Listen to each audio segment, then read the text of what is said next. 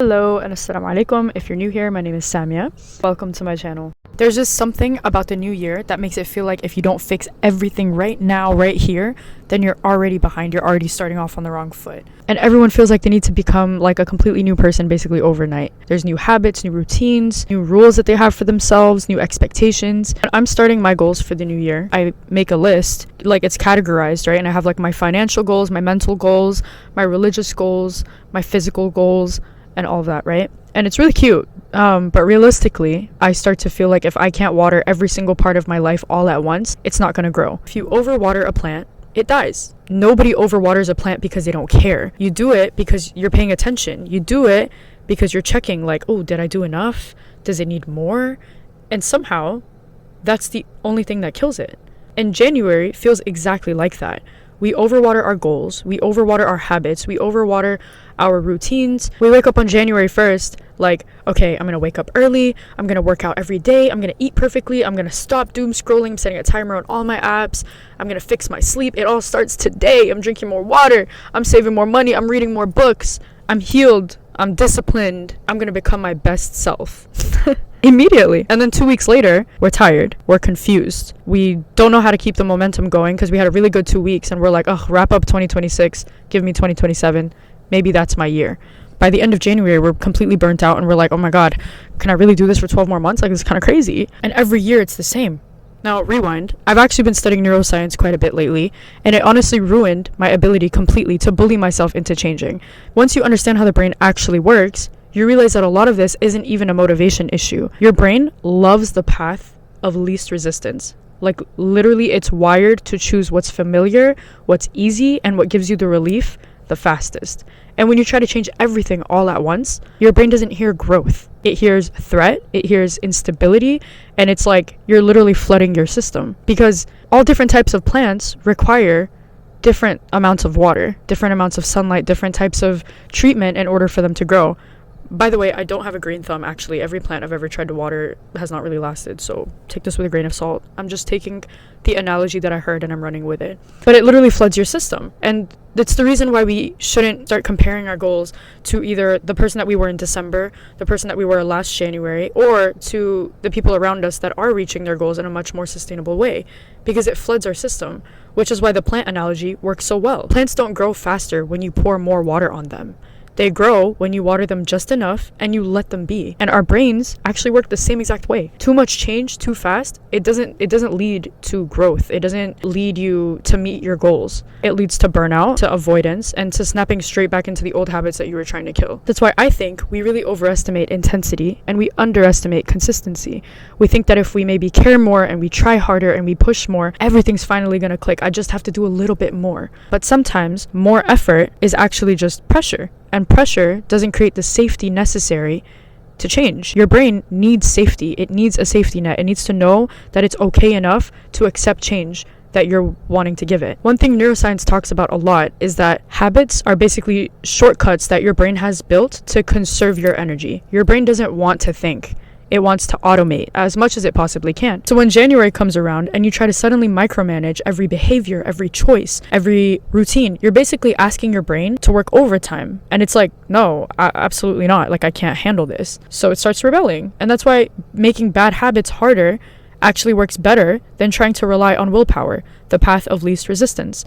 If you don't want to scroll, don't just tell yourself, oh, I'm going to stop scrolling, I have to delete TikTok or delete Instagram. Put the phone in another room. Log out. Add some friction, because your brain is going to choose the easier option every single time. If the bad habit is easy and the good habit is hard, you're already losing. And that's not a character flaw. That's not saying that you're doing something wrong. It's literally just biology. Another thing that really changed how I look at habits is realizing how much we mess ourselves up by setting the bar way too high. We go from 0 to absolute perfection. And when perfection is the goal, the smallest slip up starts to feel like a failure. And that's when your brain is like, well, we already failed, so what's the point? That's not because you're lazy. It's because perfection is not sustainable. Small rules always work better. Small habits work better. It's like watering the plant just enough instead of dumping the entire watering can on it. And even when you water it just enough, you don't dump all of it all at once. You slowly pour it. For me, the best way that I like to build habits is doing things that feel almost too simple. Like, for example, my mom is actually really good at this. My mom is like a very big minimalist. And so anytime she buys something, she gets rid of something else first so to avoid clutter. And it's something that I actually really learned from her. If I can buy something new, then I can get rid of something that I didn't need before. Or, for example, I won't scroll on TikTok while I'm driving. That's it. That's the rule. Once that feels normal, maybe then I'll raise the bar. You do step 1 before you do step 10. Starting small gives your brain a win. And when your brain sees the win, it gets addicted to loving the win, and it wants evidence that you're capable of winning before it starts to cooperate with you. Something else that neuroscience really highlights is that bad habits are not random. They're the fastest source of relief for something. So when people say just stop doom scrolling, it's not helpful because your habit isn't doing a job. It's regulating your nervous system. It's helping you avoid something. Whatever habit that you're trying to break, it's giving you something. It's giving you comfort. It's giving you distraction. It's giving you control, relief from a situation. So instead of asking, how do I stop? A better question is, what am I avoiding? What am I scared will happen if I stop doing this and I start doing better for myself? Is there another way that I can give myself the same thing that I'm craving by doing this or not doing this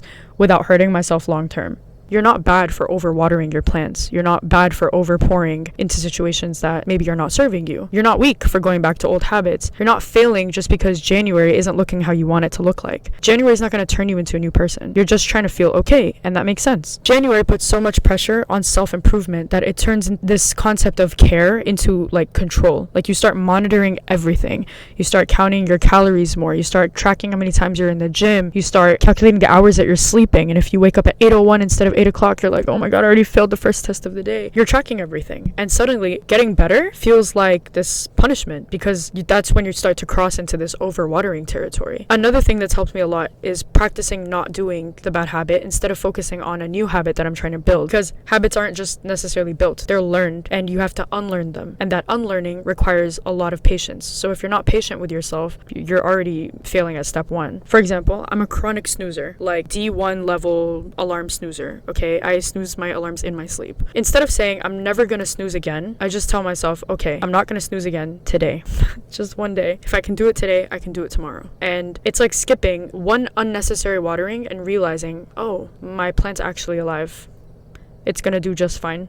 And there will be days where you mess up, where you overwater, or maybe you fall back into old patterns. That doesn't erase all of your progress. If you do something right for 30 days, you still went 30 days committing to yourself and making a promise. It's very normal that you're going to cave every now and then. And that growth didn't go away. The roots of the plant are still there. Plants don't die from one mistake. Sometimes they do, but not this plant. And neither do habits. At the end of the day, habit building isn't about force. It's about trust. Trusting that these tiny, small, consistent actions that we've built for ourselves are actually enough. Because that trust that you don't need to hover over every part of your life will help you allow that plant to grow. You need to trust that space and rest are part of that process and they're not signs of failure. You really just have to let the plant do its thing. And I think that's what I want January to be about for me, at least this year. I don't want to do more. I don't want to become a completely different person overnight, but paying attention without obsessing. Choosing a few things to water gently is what's going to help.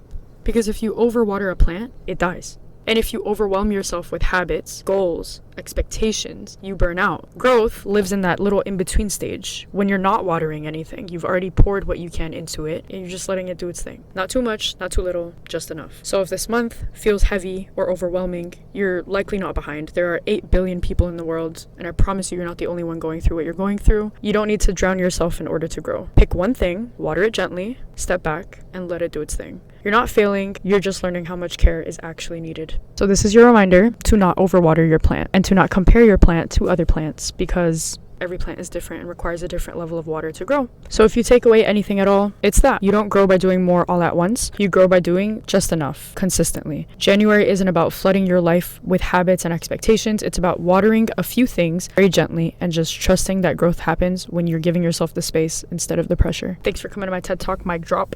If you overwater a plant, it dies. Don't kill your plants. Go outside, photosynthesize, and have a lovely day. Thanks for watching. I really appreciate it. Talk to you later. Toodles.